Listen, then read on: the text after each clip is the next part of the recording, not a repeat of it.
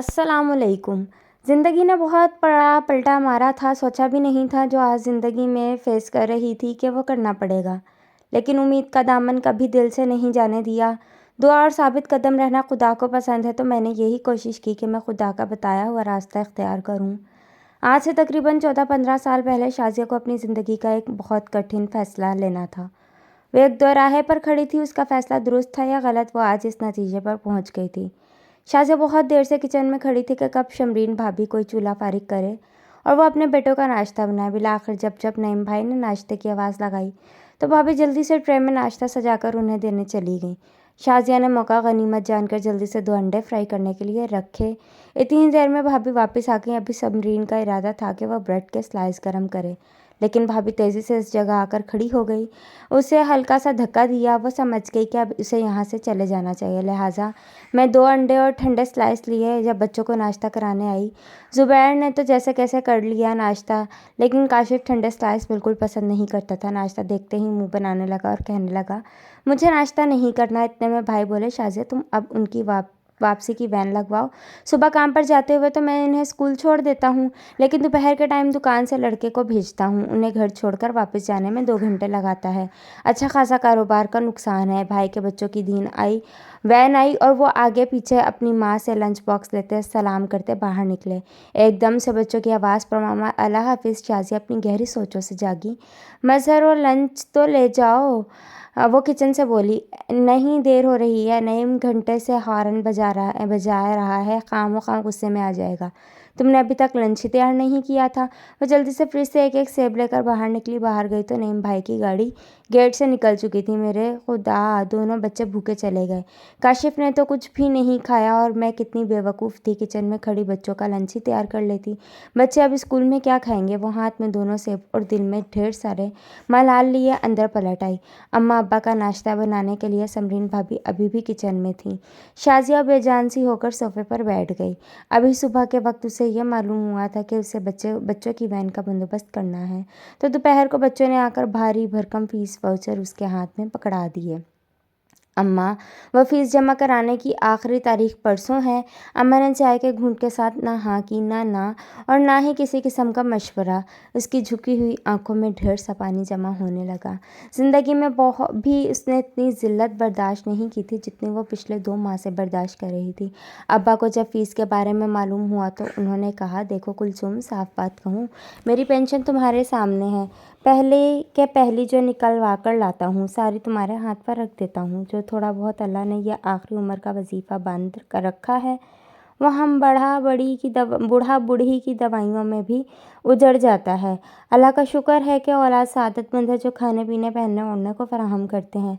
पर यह जो गम पड़ा है ना कुलसुम, मुझे तो लगता है यह गम मुझे अंदर से खाने लगा है।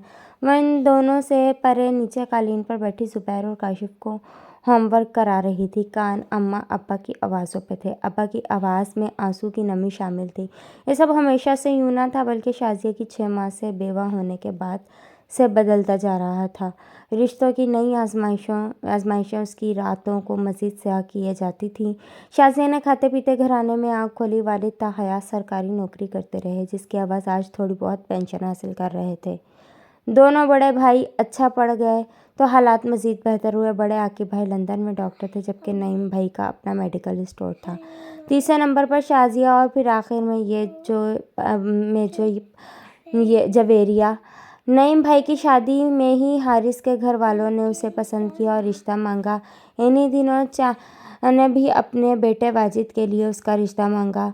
अब्बा ने बेटों से मशवरा करके शाज़िया की शादी हारिस जबकि जवेरिया की शादी वाजिद से कर दी। जवेरिया आजकल दुबई में थी। हारिस की मोहब्बत शाज़िया के लिए किसी ख्वाब से कम ना थी। हारिस बहुत मोहब्बत करने वाला शौहर था। दोनों एक दूसरे पर जान छिड़कते थे। हारिस के हालात कुछ इतने अच्छे ना थे, लेकिन शाज़िया को हर तरह के हालात में बहुत अच्छा गुजारा करना आता था। वो अपने वालिद का सैनिटरी स्टोर ही चला रहा था। घर अपना था तो ऊपर नीचे के पोर्शन में दोनों भाई रहते थे। शादी के कुछ अरसे बाद वालिदैन इस दुनिया से बारी बारी रुखसत हो गए। इनका पहला बेटा بھاری جب اس دنیا میں آیا تو حارث کا کاروبار بہتری کی طرف آ گیا۔ کاشف کے آنے پر پیسے کی ریل پیل ہو گئی۔ شازیہ تو حارث کے ساتھ برے وقتوں میں بھی خوش تھی۔ اب تو حارث نے اسے مہارانی بنا کر رکھا تھا۔ لوگ اسے حسد اور رشک کی نظروں سے دیکھتے تھے۔ اس پر حارث کی طبیعت کچھ ایسی تھی کہ ہر کسی کو اپنی ترقی اور اپنے حالات کھول کھول کر بیان کرتا۔ بچوں کی اسکول جانے کی عمر آئی تو حارث نے سب سے بہترین اسکول میں ان کا داخلہ کروایا۔ جس کو پتہ چلا اس نے حیرت، حسد اور رشک کے ملے جلے تاثرات سے انہیں مبارکباد دی۔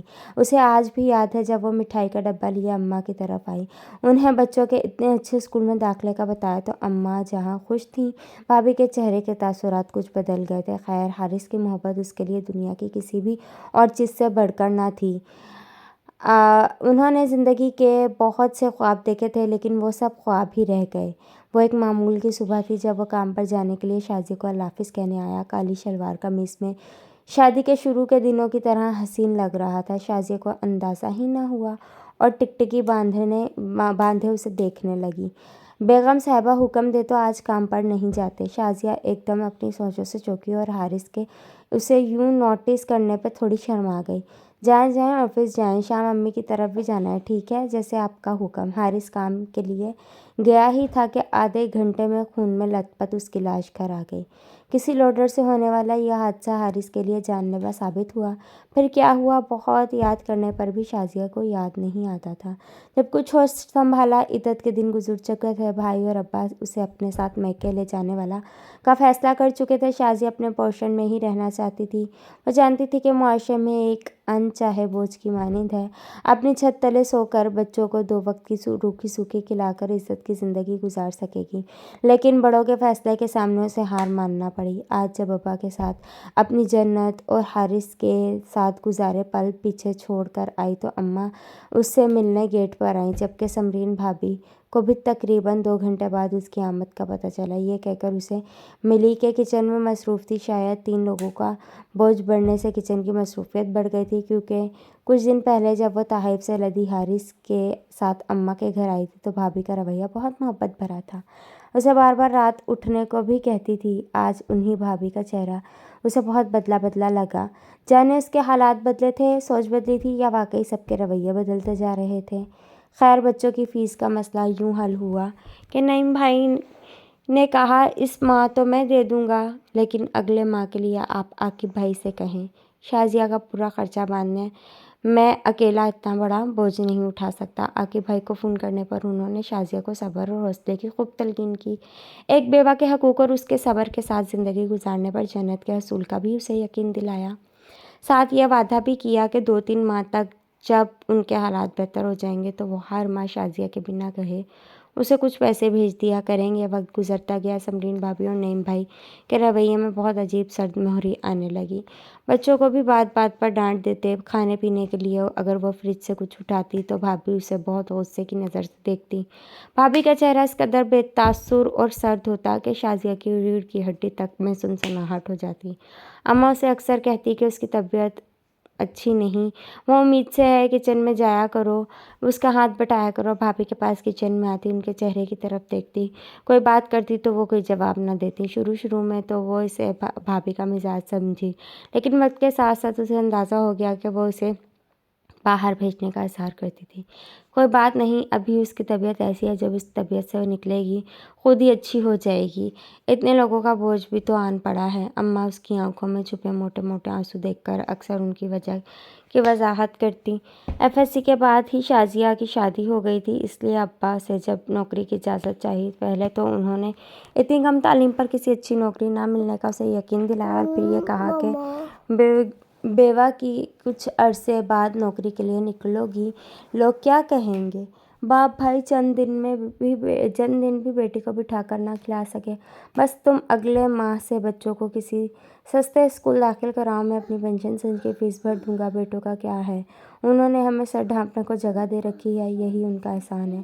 شازیہ اب رفتہ رفتہ سب کے سرد مہر رویے برداشت کرنے کی کوشش کر رہی تھی، جب اچانک سب کے رویوں نے ایک پلٹا کھایا۔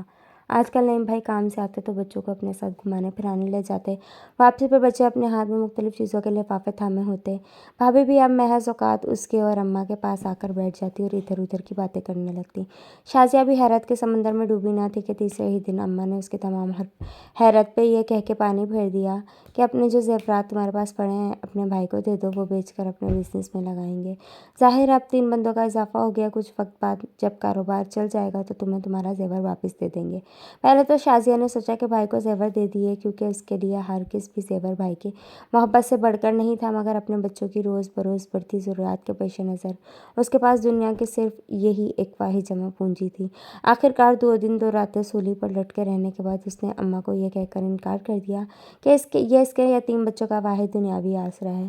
بس پھر کیا تھا، اب بھابھی اسے قہر آلود نظروں سے دیکھتی تو بھائی اس سے بات تک نہ کرتے، اس کے ساتھ مکمل طور پر بائیکاٹ کر دیا تھا۔ اماں بھی اسے بڑی شاکی نظروں سے دیکھتی اور کہتی کیا تھا، سارا نہ دیتی، تھوڑا بہت بھائی کو دے دیتی۔ آخر 3 لوگ اس کے گھر میں کھا رہے ہیں۔ گھر میں بھی ابھی یہ سرد جنگ جاری تھی کہ اس سے چھوٹی بہن جویریہ کی نند کی شادی آئی۔